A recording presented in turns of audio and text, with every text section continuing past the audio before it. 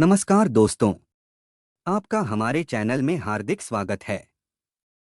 आज हम जानेंगे कि वेदों के अनुसार संसार या ब्रह्मांड का निर्माण कैसे हुआ। इस वीडियो में हम विस्तार से समझेंगे कि परब्रह्म से लेकर पंचमहाभूतों तक कैसे यह अनंत ब्रह्मांड अस्तित्व में आया और हमारी आत्मा इस ब्रह्मांड से कैसे जुड़ी है। साथ ही जानेंगे कि यह सृष्टि क्यों और कैसे चलती रहती है और इसका हमारे जीवन से क्या संबंध है। तो चलिए इस गहरे और रहस्यमय विषय की यात्रा शुरू करते हैं। वेदों के अनुसार संसार या ब्रह्मांड का निर्माण एक अत्यंत गूढ़, दिव्य और रहस्यमय प्रक्रिया है, जिसका मूल आधार है परब्रह्म, जिसे हम परम सत्ता, अनादि अनंत, निराकार और सर्वव्यापी ऊर्जा के रूप में जानते हैं। यह परब्रह्म न तो कभी उत्पन्न हुआ है, न उसका अंत है, और न ही यह किसी से प्रभावित होता है।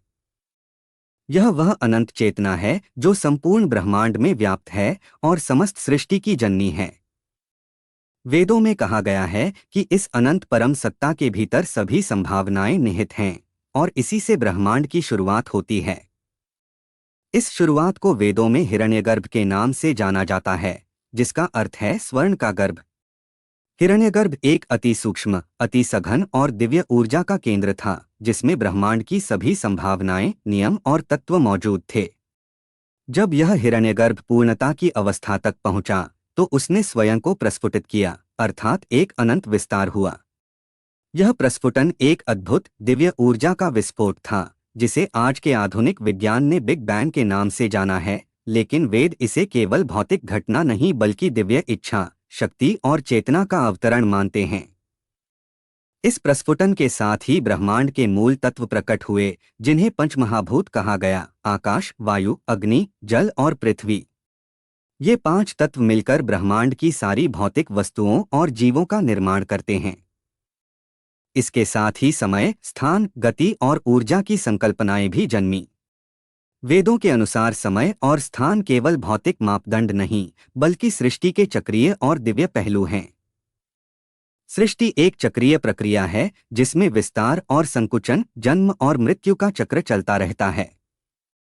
यही कारण है कि वेदों में कालचक्र की अवधारणा महत्वपूर्ण है, जो बताती है कि युगों का आवागमन अनवरत चलता रहता है: सत्य युग, त्रेता युग, द्वापर युग और कलियुग।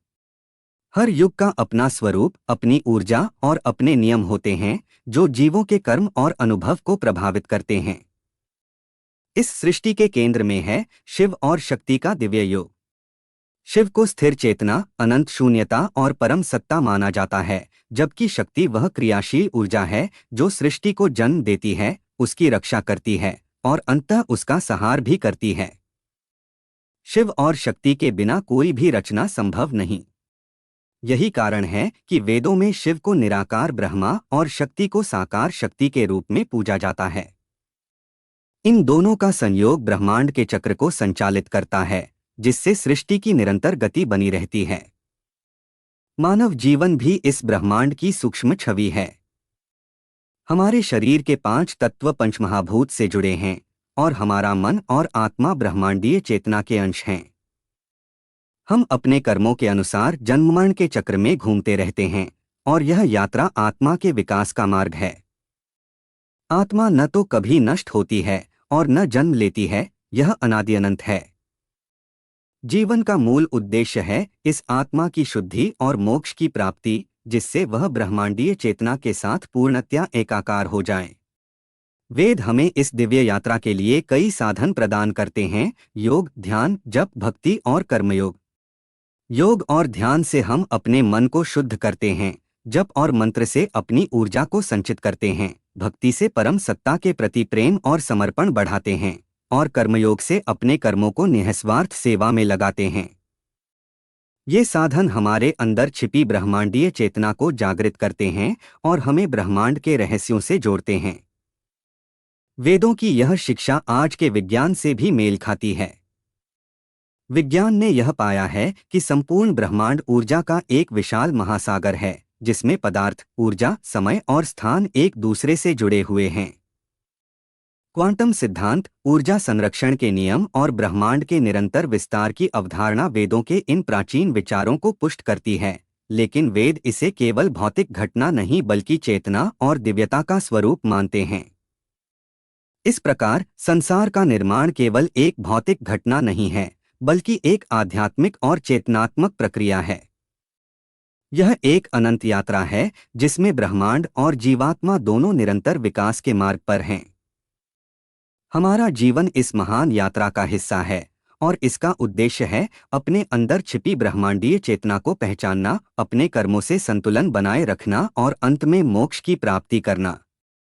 जब हम इस दृष्टि से संसार को देखते हैं तो हमें पता चलता है कि हमारा जीवन, हमारा शरीर, हमारा मन और हमारी आत्मा सब एक ही दिव्य ऊर्जा के अंश हैं।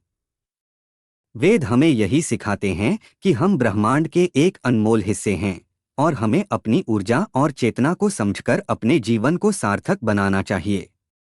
यही ज्ञान हमें आंतरिक शांति, सच्ची खुशी और परमात्मा के साथ एकत्व की अनुभूति कराता है।